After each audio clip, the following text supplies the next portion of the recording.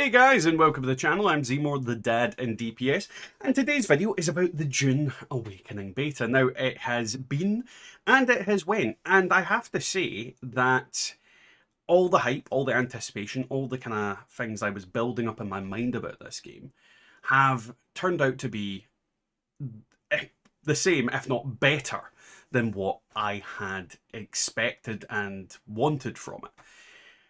I'm really impressed with Dune Awakening. And what I would say about it is I played it for just under 16 hours. And obviously, I have kids, I have family, I have things I need to do, so I can't play games constantly. But this game really scratched that itch. Now, I got up to the point where in the game I couldn't progress any further. I couldn't build better vehicles. I couldn't construct different things. I just couldn't really go any further.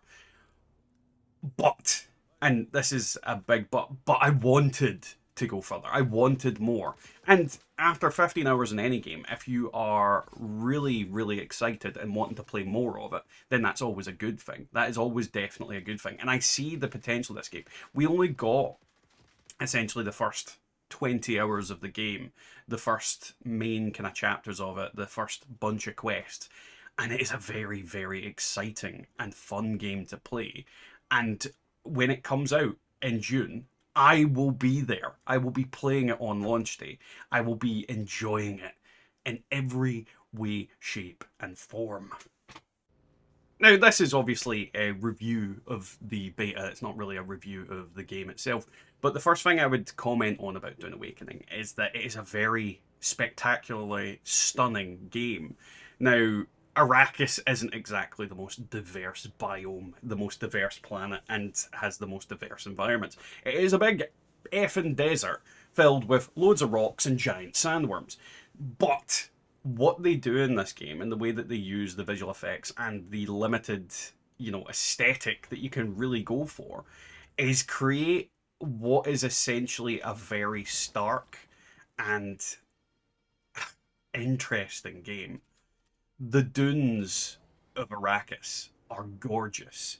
The way that they've set up the base building mechanics, the bases look amazing, and work amazingly. And in the short time that I spent on it, I didn't go too into the whole building like a really ornate place. I didn't want to do that effort and then have it destroyed within a couple of days. But some of the bases that I came across when I was exploring Arrakis were gorgeous and looked great, and that's not even fully into the game yet. And this is the thing about it. You can climb up to the tallest peaks of Arrakis and stare down at the majesty of the environment. And I think Funcom has done an amazing job at bringing Arrakis alive. Like, genuinely, the atmosphere just feels like you're in danger at all times. Like, in a split second, your safety can be turned into a nightmare. And that's the feeling you want from Dune. That's the feeling you want about living on Arrakis. And I think they've done such a good job of that in general. Now, I can't talk about a great deal in story content because, let's be honest, you're only in the first 20 hours of the game. And again, there's a lot to do in that 20 hours in the form of exploring. But you do take the path and the trials of becoming essentially a Fremen. You go through these story missions that involve you taking these trails, that involve inhaling spice and having these visions and then figuring things out that the way the Fremen would do it. And this works incredibly well. It is very much a spiritual awakening, which is the whole point of it. And your character goes through these different things where they're starting to understand how Arrakis works from the bottom rung and the people that live there. Not the people who have came and invaded there, the people who live there, the Fremen way of life. And it's a very effective tool for teaching you how the game and how you should work in this environment. You unlock different abilities, such as, well, I say abilities, it's a compactor staff thing that basically compacts sand into, well, flour sand into little bits that you can pick up. It's also good for finding hidden caches that are underground. And then you also unlock different abilities for combat. Basically, you have this spice induced feral state that allows you to do all these cool moves and jump around like a psychopath, and it's all very like awesome looking and very intuitive. And it'll take time to get used to it. It definitely will take time to get used to it, but it is a really cool mechanic and really brings the flavor and the depth of the world that is Dune and Arrakis to life. I really enjoyed the story content that we did get a chance to go into. Obviously, there's going to be a hell of a lot more. There's going to be a lot more quests. We're going to be able to side with the Atreides, the Harkonnen. They might add in other great houses in the future that you can interact with. I don't know. They might expand the Landstrad and all that kind of thing. But we'll see what happens when they come to this, because there is so much out of this game that we didn't get to experience in the beta. And if you give me a taste of something and I'm like, I really enjoyed this and I could have played it more if, there was some sort of end game to it, I probably would have like been still on it until the beta ended right to the wire. But I got pretty much everything out of it that I needed. I didn't want to linger too long in things. If you're playing the same section, when I get to that section when the game actually comes out, I'm going to be like, oh, I can't be bothered with this section. Well, you never know. I might actually still really enjoy it. I probably will, to be honest. That's why I didn't play as much as I could have done. Would have had like 40 hours on it if I had had my way. If it let me keep going, I would have done. But yeah, story-wise, it definitely felt very on brand, and again, Funcom has done a great job. Now, I briefly kind of talked about the gameplay loop of Dune, where you go to different places, you gather resources and do different things. But there's also the combat system. Now, the combat system has a couple of different little ways that it goes. You have the melee side of it, and you have the range side of it. Now, the range side of it's pretty self-explanatory, pretty simple. Man takes gun, pew pew pew, shoots at things. Now, this isn't always viable. It is not always viable to shoot down your opponents, at least at the very beginning of the game. And as a result, you have to take part in melee combat. And if you don't know anything about Dune, there is these essentially shields. If you watch the original movie, very poorly animated shields. If you've watched the more recent movies, it's just like a field around your body that repels quick strikes and bullets and things like that. However, it does not stop a slow knife. And this is a whole kind of combat mechanic that you need to master, where you can parry your enemy's blows, but you can also do quick strikes to stun them, but slow strikes to actually deal damage to them. And people with shields become one of your most annoying adversaries to come against, because they come at you and you can't really get into their shield, so you need to slow strike them. But while you're doing that, people are shooting at you, so you need to deal with the guys with the guns. And there's all manner of different combat dynamics. And it's a very exciting, sometimes frustrating combat system, but once you master it, it becomes incredibly rewarding. And that's not to say I think I've mastered it, but I was definitely doing better at the end of the weekend than I was at the start. And it's fun. It's definitely a fun kind of combat mechanic, especially when you add in the whole spice induced state, where you can then do all these cool moves. You can fly at the enemy and knock them in the face. There's also like a bunch of different classes that all each have their own individual abilities that can be used in combat or can be used outside of combat. For example, one that I used quite frequently was the Bene Gesserit Way of the Voice type moves, where I could compel someone to come to me and it stunned them for quite a long duration. This was incredibly effective against shield related enemies, because I'd basically compel them to come to me and then slow stab them a few times until they fell over. And this is the thing about this. Once again, we are only touching the bare bones and the surface of this. There's so much depth to these different classes and these different things, and the combat system can evolve further, because they might add in new abilities, they might nerf abilities, they might change abilities, they might add in new things, new trees, new different things as the game goes on. And with the different mechanics that you've got there is such a wide array of things you can do. And you don't even need to stick to like one particular class. For example, as I said, I was using the Bene Gesserit kind of call ability. But I was also using an ability from another class, the Shigawire. Now, the Shigawire is so fun. Essentially, it's a grappling hook, but it's like a rocket propelled grappling hook. I fire it and it pulls me towards something at Mach 11. And then if you combine that with your suspensor belt, you can trigger the suspensor belt on the way up and you just keep that momentum. You can scale mountains in literal seconds using a combination of the Shigawire and a suspensor belt. It is got a lot of depth to it. And to be honest, I think everybody's going to be using that in the beginning, at least for exploration. Maybe not the best for combat, but it's certainly good for closing a gap on someone who's shooting at you, for example. As a result, I think that the combat system, the gameplay itself, the moving around, and the interacting with the environment is one of the best I've seen in a long while. And that's not even talking about the vehicles. I mean, the only vehicle you can really unlock in the beta is the Dune bike, and the Dune bike, the sand bike, and that is fun. It's actually fun on the sand bike. You need to, drive around massive gaps in the environment to get to other rocks and other places. And then as you do, sandworms are erupting from the ground. If you're on foot, you are in deep, deadly shit. But on a sand bike, you can quite often outrun the range of the sandworm and get to the next rock before they can even get to you. Other times, especially if you are farming flower sand or you're pulling caches out of the ground, the worm sometimes doesn't give you the opportunity to get away quite as quickly. But on foot, you're dead. On a sand bike, you will get away.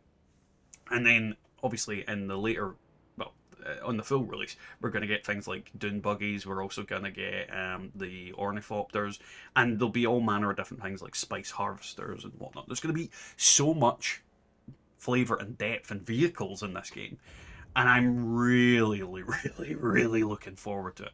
I am hoping that this just it's already lived up to expectations from just the first 20 hours, and I am so eager to get my hands on the full release. Like, I love Dune. I have loved this game so far as well. Now, obviously, the exploration and the combat system are a big facet of this game, but another large factor is the base building mechanics, and I'm going to go off and say that this is honestly one of the best base building setups that I've seen in any game that has this. Now, to give you a little bit of backstory of what I've played Once Human, I've played Conan Exiles, I've played The Forest, well, not The Forest, Sons of the Forest, that's the one. I've also played Once Human. Now, out of all these games that have these base building mechanics, Rust as well, I always forget Rust, this honestly has probably the best system. You have full control of what your base is going to look like. There is so many different types of walls, so many different types of foundation, and you can fully adapt and make the shape of your base the way you want it. And as a result, it is going to look relatively cool, relatively interesting. I'm so eager to see what we can build and what we can do when the full release is out. Obviously, in the beta, we were limited by the fact that we don't have access to everything because we don't have access to all the resources. But in my time exploring it, some of those bases I saw were absolutely spectacular looking, and I was really impressed. And as I said before, I didn't want to invest too much time in it and create something that I was really proud of, only for it to disappear at the end of the beta without me being able to save the plan and then use it in future things. And this is a feature that is so cool about this. You can save plans of your base. So if you decide to move, you can literally save the plan of the base, go to your next location, and dump the whole thing down again. Granted, you need to build it with the resources again, and you let the old base be reclaimed by the desert, but you can do that. And there's so many different features and things that you can build in there. There is things like a blood purifier. Now, what this blood purifier essentially does is creates water. Creates water from blood. Blood that you suck out of enemies that you kill. You basically kill people, drain their blood, put it into a machine, and then drink what is left over. It's such a cool mechanic. It is a mechanic of Dune. It's what the Fremen do in the actual book series. So it is a very lore accurate mechanic. But there is so many different things, so many different resources that you can gather to build your bases and make them your own. And yeah, it's going to be a whole thing in itself. I think a whole big factor of this game is going to be base building and people creating the best looking, the best functional base for people to essentially buy off them. Because this is something you can do in this game. You can save the plan of your base and then you can sell it to people. You can sell the plan to people so that people can then build your base. And this saves people having to really design their own pretty bases. And the real question I have, because I don't rightfully know the answer, is can you build bases in the deep desert? And if you can build bases in the deep desert, can people attack your bases? What are the mechanics of involving PvP around bases if this is something you can do? Or when you go into your base, are you completely safe? Is it inside the base you're safe, outside the base you're not? I really don't know, and I'm really eager to find these things out in the future because it could have this kind of Rust style thing where we might have turrets, we might have anti-air stuff that we can attach to our bases and actually use them to fight against PvP, well, against enemies in the big PvP zone that's going to be formed in the middle. Which makes sense, being able to save plans for the bases, because then you can dump them down relatively quickly and build them up again. But yeah, that's just my thoughts on it. The base building mechanics are pretty. They're beautiful. And as time goes on, we're going to unlock more skins and more features with it because you can have Ordos, not Ordos, Harkonnen style buildings, Atreides style buildings. There's so many different Landstrad houses and the great houses of Dune, and we'll get to see what we can do with it and what types of buildings we can make. And it's going to be cool. It's going to be awesome. And anybody that's in the Fallout 76 base building community, this might be a game that you would find a lot of interest in, even if it's just the base building stuff. Now, I'm going to talk a little bit about the negatives, and there weren't a lot of them, I'm going to be honest. The first one, I would say, there was quite a little bit of graphical issues during cutscenes. Now, these were shared between me and Genkai, so I'm fairly certain it wasn't just my computer. For example, the very initial cutscene, the character fires a missile at flying whatever, just a ship that you were on. He appears naked at first. Both me and Genkai experienced it, so I have to imagine that the cutscene was maybe just not rendering properly. And the thing is, this is a beta build, and it has been heavily altered so you can't progress into the game. So the reality is this could be running on, an older version of the game that isn't quite updated, isn't quite, made perfect. And we do have a whole month until the game is released, so there is things that can be fixed and things that can be tinkered with. And honestly, I feel like it was maybe they were just trying to see if this would work as a network stress test. So yeah, there is that. There is definitely that. On top of that, there is spawning issues. Now, one of the major issues I'd find is if someone else had went in and cleared a dungeon, maybe a couple of minutes, a couple of seconds before me, I could run through an entire dungeon without actually experiencing any combat. Like, no one was there. No one was fighting me. But then, all of a sudden, I'd get to a point where everything would spawn around me. Problem with that being is if you're in the middle of a room of enemies and you're picking up loot, and then all of a sudden they start shooting you in the back, and you've got 5 guys with shields and knives coming at you, it is you have not prepared. And on top of that, you can't even fall back to the rooms that you've previously cleared because they have also spawned behind you, so you're falling back into more enemies. So there is some issues with that. It is always a problematic thing in games with, online players, and like you go in, you kill some stuff, and then you have to wait for them to respawn. That's always a problem with these types of games. It's a problem in World of Warcraft. It's a problem in all manner of different things. And you need to find that good balance of how quickly things respawn versus how slow they respawn. Because if they don't respawn quickly enough, then not enough players are getting anything out of it. But if they spawn too quickly, then some players will get overwhelmed very quickly as well, because things are spawning faster than you can kill them. So it is a hard thing to get, and I'm hoping in the live release that becomes less of an issue, because I did find that sometimes I'd be in a room that was empty and then all of a sudden everybody's alive again and I am in deep crap because I'm the centre of the room and they're all shooting at me. But that's a minor bugaboo.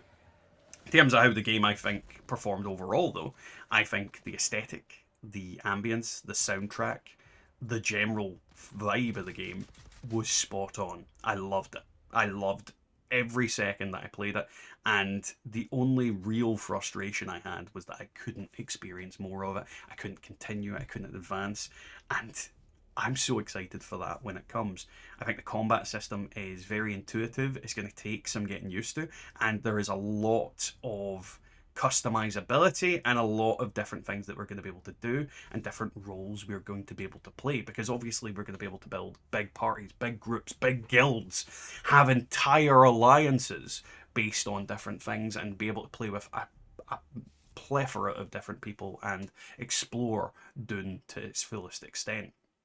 And this is just the start of it. Just the start of it. We have the ever-expanding deep desert, which is going to change on a week-by-week basis and is going to have these massive PvP battles. There is the whole economy situation where if you're that type of way inclined, you're going to be able to play the auction house and go down that route, manipulate the land strat, get people to do what you want, and be an interstellar architect. There is so much depth and things that this game is going to allow us to do that I am just... I'm happy. I'm happy that I got to play it before I bought it, because at the end of the day, I know I'm going to enjoy what's there. And I've been disappointed by so many games in the past. For example, the New World MMO really disappointed me in how that worked. Dune hasn't done that, and I've played only 15 hours, but hopefully on the release we don't find any real major problems. Either way, that was my experience, that was my thoughts on it. If you guys are interested in watching the gameplay, there is still live streams of me in Arrakis up on the channel, so check them out and give me your thoughts. What do you guys think about Dune? Did you get a chance to play the beta? Did you get a chance to experience it? I'd really be interested in what everybody's thoughts are in regards to that. Either way, guys, I'll catch you all next time on Arrakis, maybe.